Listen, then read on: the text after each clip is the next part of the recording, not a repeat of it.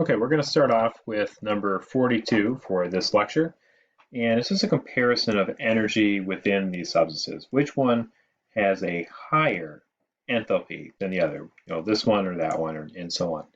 Uh, I know from the past that these can be fairly tricky problems. Some of them, anyways. Let's go ahead and take a look. You have 1 mole of CO2 solid, or 1 mole of CO2 gas. Which one has more internal energy within it? So let's think about it as like the system. Which one has more internal energy within it? Well, gases, think about how they collide with each other. This temperature could be very, very high, who knows, but it is gaseous compared to this one, which is like dry ice. So the way we can think about it for any substance in the gaseous form, there's more internal energy.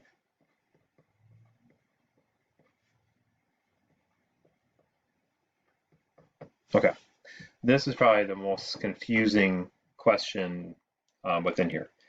Let's look at it from this perspective.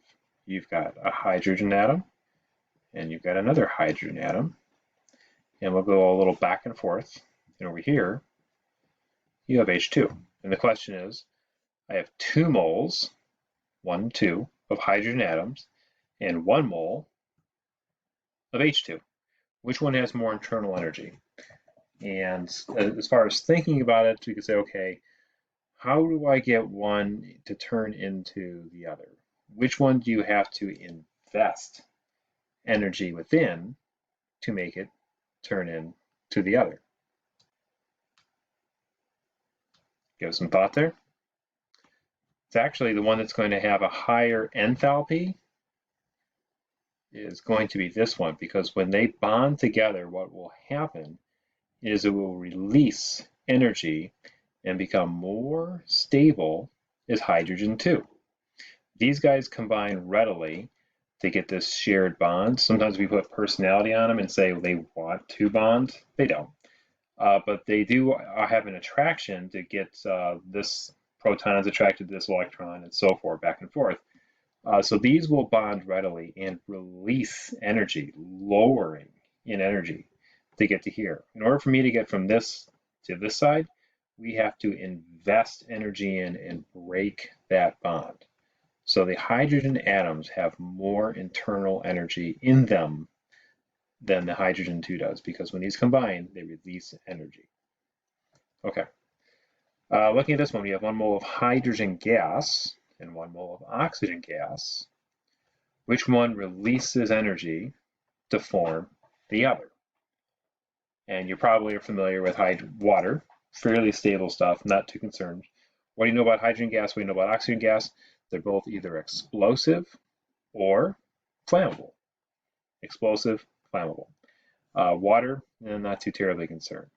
So as far as a higher internal energy, these guys have a higher internal energy than the water, because this is very low, stable stuff.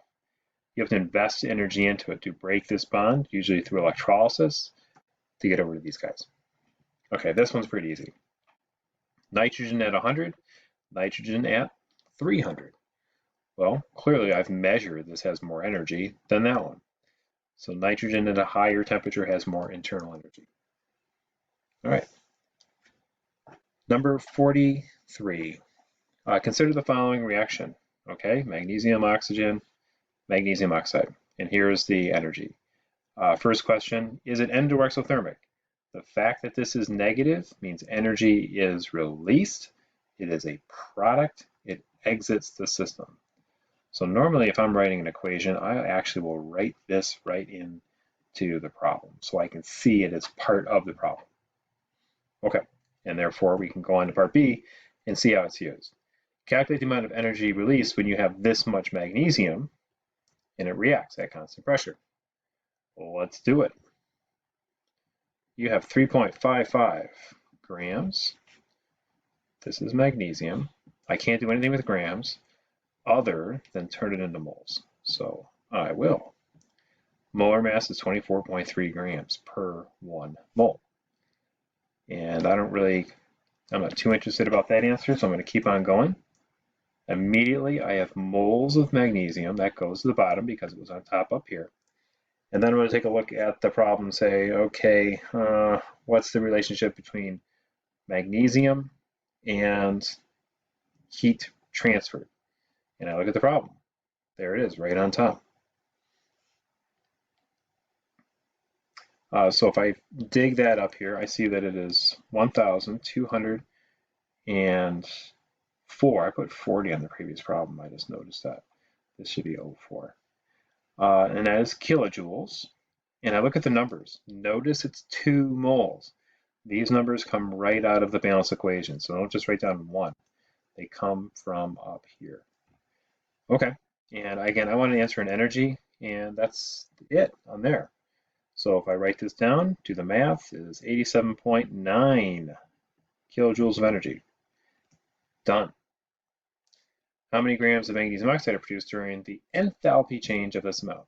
I'm not concerned about the negative. That just tells me that it's released in the process. So whatever, I don't really care that much about that.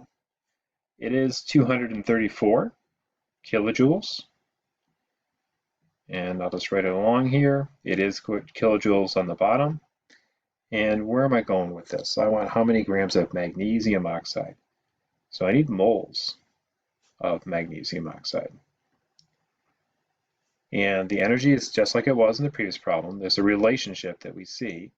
This much energy for how many moles of magnesium oxide? Again, it's 2. And it says how many grams. So I'm really not concerned that I have moles.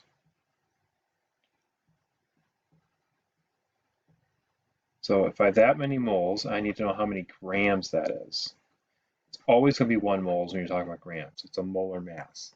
And that number happens to be 40.3 grams of magnesium oxide.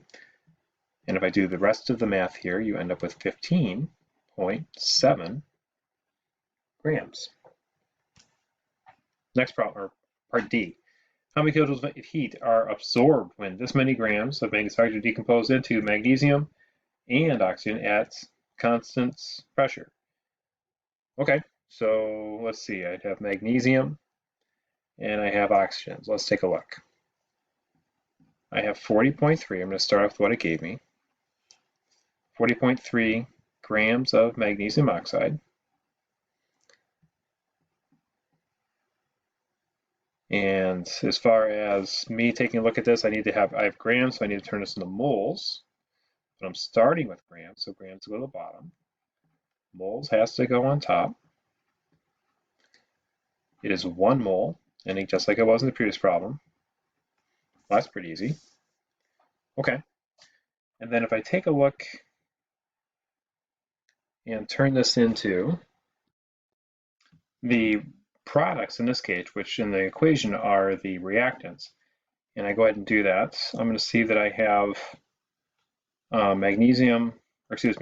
moles of magnesium oxide over here, and it is kilojoules of energy. And again, that number comes right out of the equation, and 2 moles. So if I do the math on this process again, the wording in this one is a little bit unusual, so we can expand on this if we wanted to. Let's go back. It says how many kilojoules of heat are absorbed when this mass of magnesium solid is decomposed into these substances. It doesn't say moles or grams. It just means really we're focusing on the magnesium oxide. So this is the energy that is released when the magnesium, I didn't write magnesium oxide, when the magnesium oxide decomposes into, in this case, the products up there. So during the decomposition of this much, this is the energy that is absorbed in the process to make these guys. Okay, that is the end of that problem. And we'll call this the end of this lecture, and we'll start up new and a new one, new lecture.